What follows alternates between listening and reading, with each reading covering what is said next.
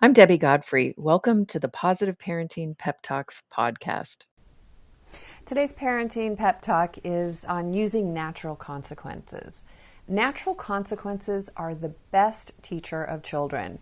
Learning from how the world works is going to be a better learning, a more long-lasting learning than anything that you could provide. So I'm going to define natural consequences as the result of a child's behavior if we, the parents, stay totally out of it. So if your child forgets their lunch, what's the natural consequence? If we stay totally out of it, the natural consequence is your child will be hungry. So in order for natural consequences to work, we have to do three things. Number one is we have to stop remembering for our children. Whenever we remember for them, they don't have to remember for themselves. And the saying we have is that a child who has a parent who always remembers always forgets. So stop remembering for your children. The second rule is that you can't tell them what the consequences will be. You have to let the consequences do the talking. So you can't set the consequences up ahead of time, or your child will be focused on how you have done the discipline and not focused on the natural consequences as teaching them. And the third rule is that the natural consequences, when you're applying natural consequences and the child experiences the natural consequences, you don't want to say, see what happens when you forget, or I told you so. Both of those things will cause the children to focus on how mean you are and not on learning their lesson from the natural consequences. So how are you going to apply natural consequences? In the example, if your child forgets their lunch, they'll get to school. Chances are they're going to call you, Mom, I forgot my lunch. Bring me my lunch.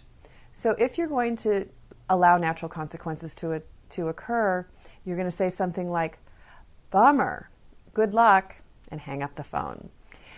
In that case, what I do is I have food ready when they get home, because what's going to happen is usually they're going to either borrow food or go to the office and borrow money, and they're going to eat. And even if they don't eat, they're not going to die from missing one lunch. But they will learn something. They'll either learn how to utilize the resources in their world, which is what will happen when they search how to get some food, or they're just going to learn that it's a bummer to forget my lunch because then I'm hungry for the rest of the day. Either way, that's something that they can live with. They will survive it, trust me. When they come home, now it's my turn. I get to provide a safe haven for them when that big bad world has taught them their lesson. So they walk in the door, I've got sandwiches and snacks. I'm like, oh my gosh, you must be starving. Here's some food. How did it go?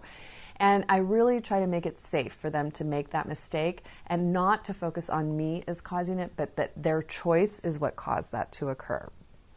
Tomorrow, I'm going to talk about the 4 times where you don't want to use natural consequences. So there's 4 exceptions, four situations where you won't want to use natural consequences.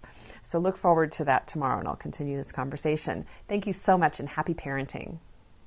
I hope you enjoyed today's episode of the Positive Parenting Pep Talks podcast. For those of you that don't know me, I'm Debbie Godfrey, owner and founder of positiveparenting.com. I hope you'll go and check out my website and follow me on Instagram and let me know about what you thought about today's episode. Did you learn something new? Were you able to do something different with your children? Did you have a success story? Those are my favorite to share. Let me know. Contact me. I'd love to hear from you. And also, what future topics would you be interested in hearing about on the Positive Parenting Pep Talks podcast? Thank you so much for being here and for all of your support. Take care and happy parenting.